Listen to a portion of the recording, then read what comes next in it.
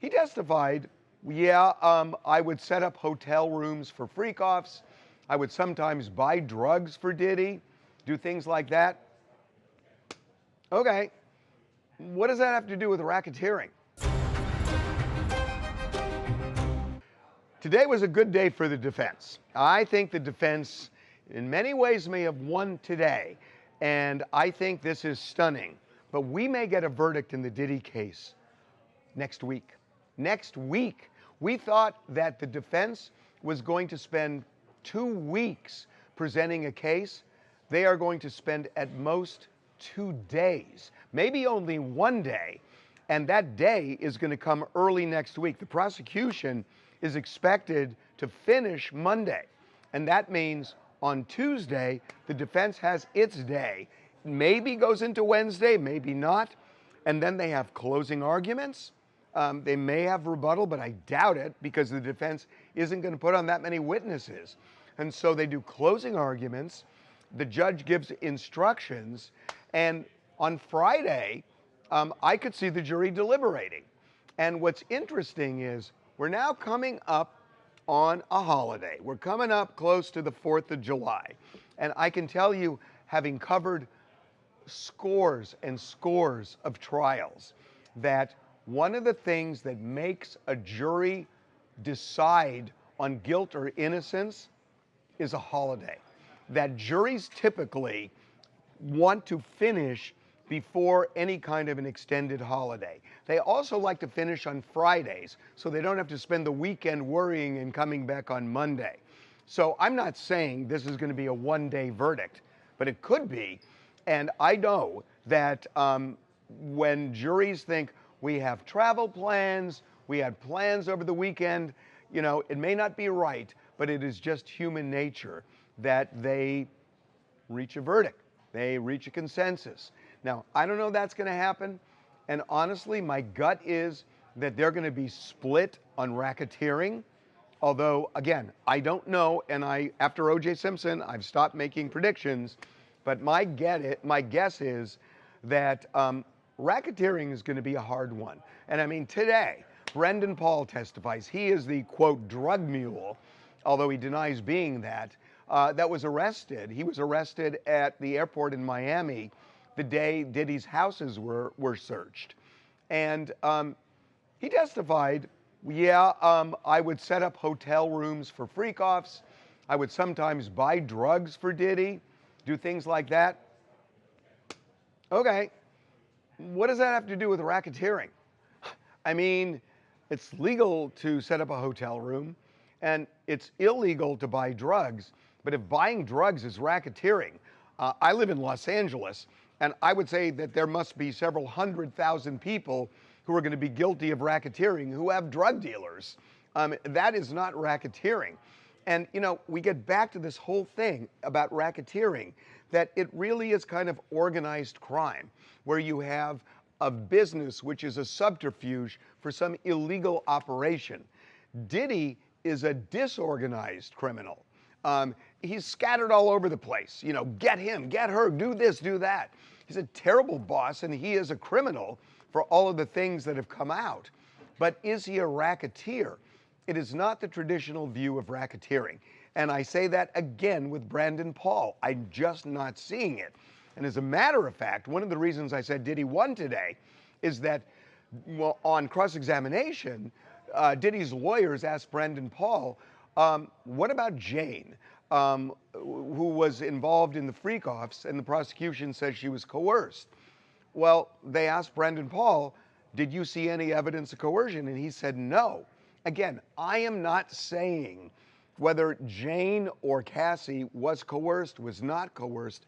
I'm just saying when somebody testifies to that and it's the prosecution who called that person, you got to wonder, why did the prosecution call Brendan Paul? How much good did Brendan Paul do for the prosecution in terms of proving racketeering? I don't see it.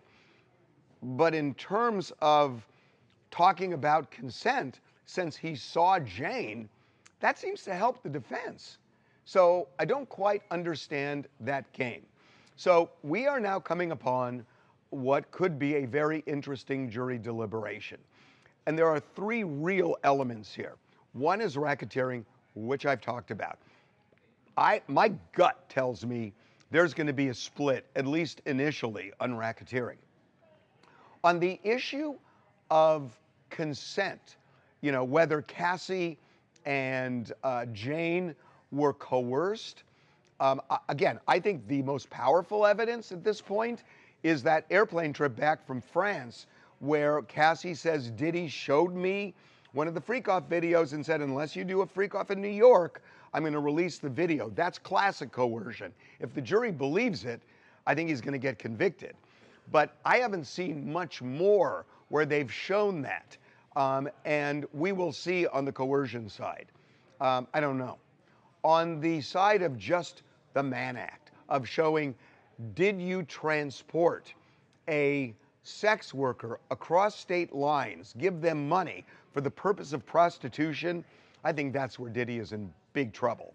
I could easily see the jury coming back unanimously and saying yes to that. And I think that is going to be the most interesting charge, because you may have some jurors who say, I want to convict him on something, but I'm not quite feeling racketeering and not even feeling the consent issue, but at least I can get him on the Mann Act. So I could see some jurors saying that. On the other hand, you might have some jurors saying, well, I want to get him on the Mann Act, but I'm not sure of the other two. And since I've convicted him on one, I may let the other two go. So if I'm able to convey what I hope I am, is that this is a very complicated, dynamic process of a jury, in some ways, horse trading. And that is what goes on. Again, everybody thinks, oh, it's just by the book, you look at the jury instructions. There is horse trading going on sometimes in jury deliberation rooms where they want to reach a consensus and they got to figure out, how do you do it? And sometimes it could be that somebody is very persuasive saying, look, if you're really not sure on this one or this one, fine, we'll say not guilty, but here he's guilty. And the thing that everybody's thinking of is, how long is this going to go on? That you can't do it indefinitely. And they've already invested so much time, they don't want to end up with a hung jury and a mistrial. That's a very unsatisfying, hollow feeling. So they want to come up with something. And if they're divided, that's where horse trading often comes into play. So we are going into a weekend. Next week is going to be very, very interesting, because I think the jury is going to have this case next week unless something really unexpected happens. And I do want to say one other thing. The defense initially said that they were going to spend 2 weeks. So you got to wonder, why 1 or 2 days instead of 2 weeks? So it could be a variety of things, but my gut tells me that they don't have necessarily the strongest witnesses to call, number one, to rebut what the jury has already heard. But even more so, maybe they feel that they've got enough reasonable doubt that if they look strong and say, we don't need to rebut a lot, all we need is a day or two to button certain things up, and then we're going to give it to the jury.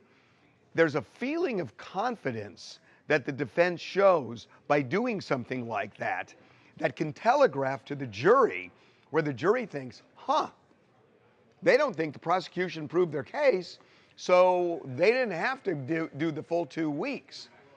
And they might also think, and they're giving us a break because we don't have to sit through 2 more weeks of testimony. So there's a lot at play here. But I would say to you, be ready, because we may get a verdict in United States versus Sean Combs next week.